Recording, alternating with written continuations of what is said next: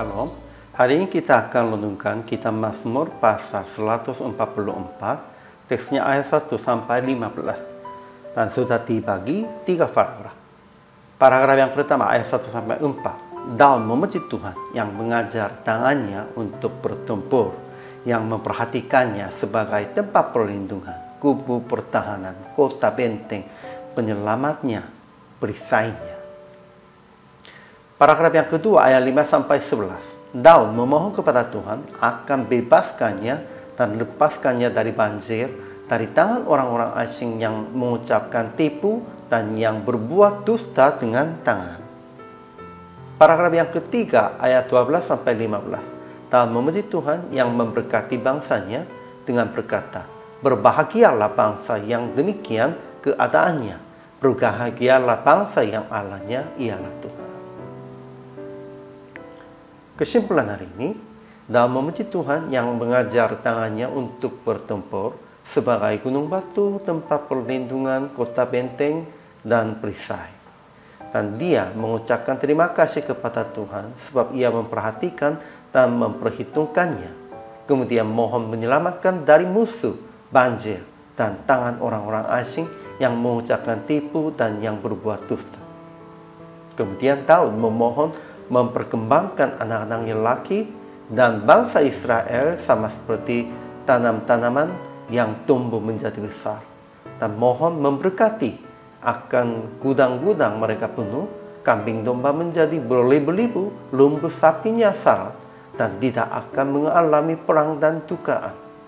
Akhirnya dia berkata, "Berbahagialah bangsa yang Allahnya ialah Tuhan." Ajaran tentang Allahnya pertama, Tuhan gunung batu kita, mengajar tangannya untuk bertempur dan jari-jarinya untuk berperang. Ia menjadi gunung batu, tempat perlindungan, kota benteng, dan perisai bagi kita. Kedua, ia memberikan kemenangan kepada raja-raja dan membebaskan Daud. Ketiga, ia akan memberkati bangsanya dengan berlimpah-limpah.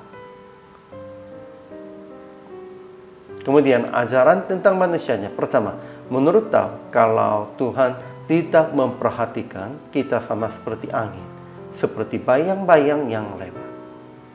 Kedua, Daud memohon kepada Tuhan akan bebaskannya dan lepaskannya dari banjir, dari tangan orang-orang asing yang mengucapkan tipu dan yang berbuat dusta dengan tangan. Ketiga, Daud janji kepada Tuhan yang memberikan kemenangan akan menyanyikan nyanyian baru baginya dengan gambus 10 tali.